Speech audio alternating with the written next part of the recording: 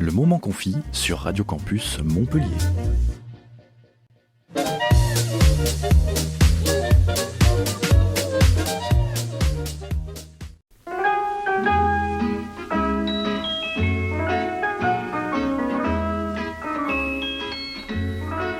Alors aujourd'hui, on accueille un invité politique et à l'approche des élections régionales et départementales qui auront lieu le 20 et 27 juin, j'ai trouvé intéressant de vous parler du droit de vote. Alors le vote, c'est l'expression d'un choix sur une question, une décision ou une orientation à prendre. L'acte de voter peut revêtir donc plein de formes différentes en fait. Par exemple, il y a le lever assis, le fait de lever la main, le fait d'inscrire son choix sur un morceau de papier, d'écrire son choix sur tout autre support en fait, comme par exemple dans la démocratie athénienne, on utilisait un morceau de poterie.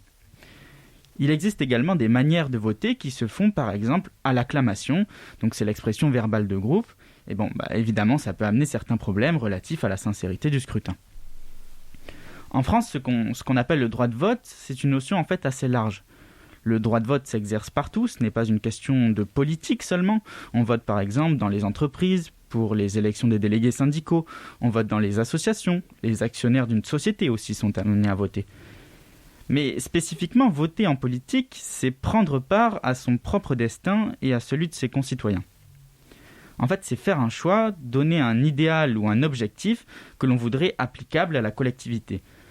Que ce soit la collectivité à un petit niveau, comme la commune, ou à un niveau national, par exemple les élections législatives, l'élection du président de la République ou les référendums.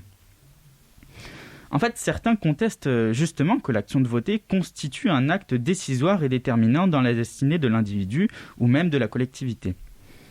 Par exemple, en France, il n'y a généralement aucun vote populaire sur un texte de loi. Et la plupart du temps, le vote politique permet de désigner des représentants. Pour Rousseau, pour Jean-Jacques Rousseau, le fait d'avoir un intermédiaire entre celui qui est à la source de la décision, c'est-à-dire l'électeur, donc nous autres, et la personne qui prend effectivement les décisions, c'est-à-dire les parlementaires, les représentants, c'est une atteinte à l'idée même de la démocratie. En fait, ceci est accentué par le fait que nos parlementaires ne reçoivent pas de mandat impératif. C'est-à-dire qu'en fait, une fois élus, ils peuvent voter absolument tout ce qu'ils veulent et ils ne sont pas obligés dans leur vote. La seule sanction éventuelle étant leur non-réélection.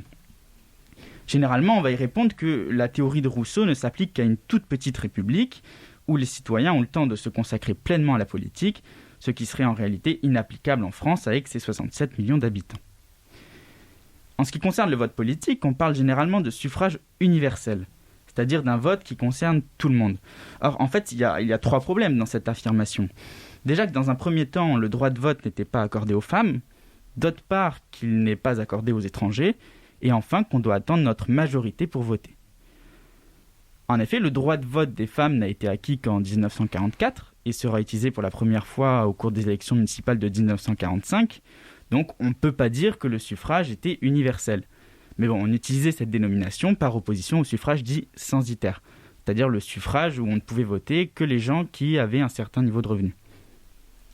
Le droit de vote des étrangers pose aussi problème dans le sens où la théorie politique française veut que l'Assemblée nationale représente la nation. La nation est constituée des nationaux. En fait, on constate quand même qu'il y a désormais une citoyenneté européenne, donc qui offre la possibilité à des étrangers, mais toutefois ressortissants de l'Union européenne, de voter aux élections municipales ou pouvoir être élus jusqu'à un certain degré. Et pour en revenir au vote, je pense qu'il peut être intéressant d'aller chercher chez Jean-Paul Sartre le fait d'étendre l'action du moi à celui d'un choix pour les autres. En fait, Sartre dit par exemple que si je choisis d'être fidèle, alors c'est un choix que je fais pour l'humanité, que tous les autres humains soient fidèles. Et en fait, ce serait de dire que lorsque l'on vote, on souhaite en réalité que tout le monde fasse la même décision, ou aille dans la même direction, parce qu'on pense que c'est la bonne chose à faire. Pour certains, le droit de vote est en fait plus un devoir. Les arguments sont divers, donc par exemple, nos ancêtres se seraient battus pour avoir ce droit, et donc il est nécessaire de l'user, comme quoi un citoyen doit être impliqué pour être un citoyen responsable, qu'on ne peut pas se plaindre d'une décision politique si on n'est pas allé voter contre, par exemple, en votant pour des représentants opposés. Mais les élections approchent, l'abstention annoncée est importante, il est donc nécessaire de se poser la question, aller voter ou non, simple droit ou devoir moral, si oui, pourquoi, pour qui, Bien entendu, et comme à chaque fois, je vous invite à y réfléchir. Cher pays de mon enfance, bercé de tendre insouciance, je t'ai gardé dans mon cœur. Mon village, au clocher, aux maisons. Et merci Lino. À la fin de ta chronique, tu nous as lâché une bombe, genre je pensais que ça allait conclure, mais ça l'a ouvert de ouf, genre alors l'abstention, qu'est-ce qu'on en pense ? Justement, on va peut-être en parler après, je sais pas.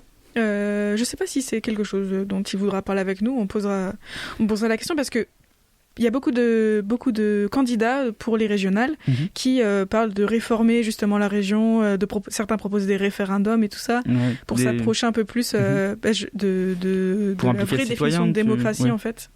Ouais, je vois.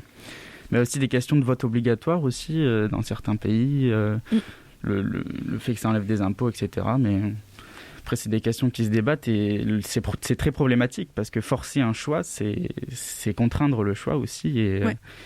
Et le fait de voter, mais même le fait de s'abstenir de voter est un choix.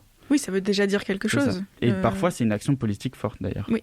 En fait, il y a quand même une différence entre abstention et vote blanc. Mais pour les sondages, c'est grosso modo la même chose. On n'en tient jamais compte, quoi qu'il en soit, les deux, même si c'est pas le même geste. Avec ça. Le fait de ne pas prendre en compte le vote blanc comme un réel vote, c'est problématique. Je suis plutôt d'accord avec toi sur ça. Certains candidats à la présidentielle proposaient justement de tenir compte aussi de ces votes blancs. Pas tout le monde. Bon, bref, ça révolutionnerait, entre guillemets, la méthode d'élection quand même, globalement.